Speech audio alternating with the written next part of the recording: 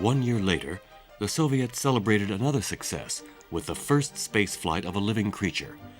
On board the Sputnik 2, a rocket launched with a modified R-7, was a dog called Laika. In 1958, the United States successfully launched their first satellite, Explorer 1, using a Jupiter C rocket designed under the direction of von Braun. The progress made in rocket technology, and especially Laika's flight in space, all happened so quickly that now anything seemed possible.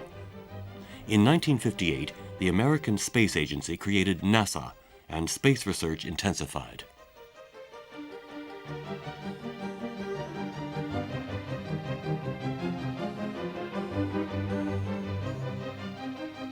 It was amazing to recall that at the turn of the century, only 50 years earlier, planes didn't even exist yet, and the first serious attempt at plane flight in 1903 would only manage to cover a few hundred meters. 5 decades later, the first satellites were launched into orbit, and the first living creatures were sent up into space. And it had only begun. NASA received huge sums of money to continue their research.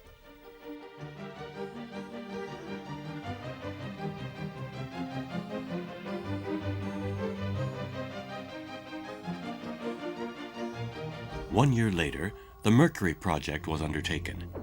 The goal seemed crazy, a flight to the moon.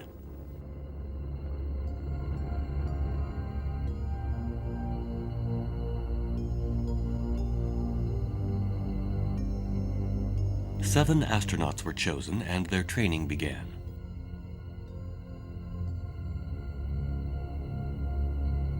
While the Soviets launched dogs into space, the Americans had opted for chimpanzees.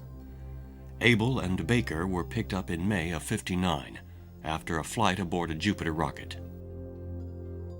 At the same time, the Atlantis Core satellite was launched. It recorded and retransmitted a message from the American president, Eisenhower. It was the granddaddy of modern telecommunication satellites. The scientists had now mastered sending animals into space. The Soviets now felt ready to try sending a man. Trial runs of ejection and recuperation of the astronaut were undertaken.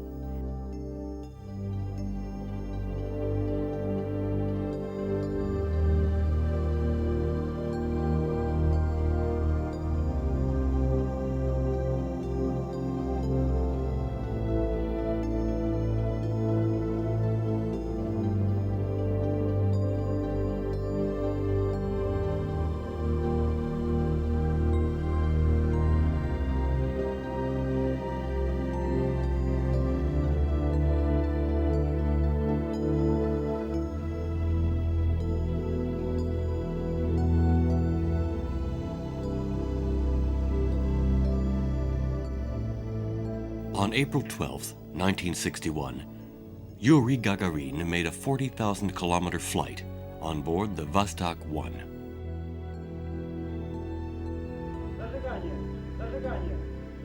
He circled the Earth in 108 minutes, going an average of 28,000 kilometers an hour. On the launch day, Sergei Korolev was in radio contact with Yuri Gagarin.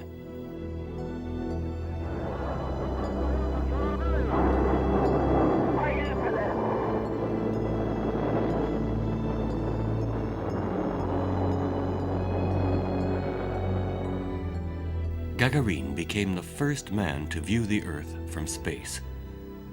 On his return, he's treated like a national hero. Gagarin and Korolev were symbols of success in space.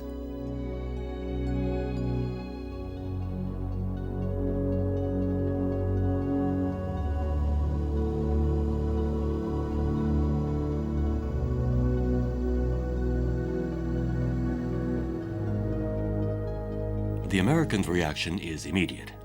1 month later, Alan Shepard is aboard the flight of Mercury 3.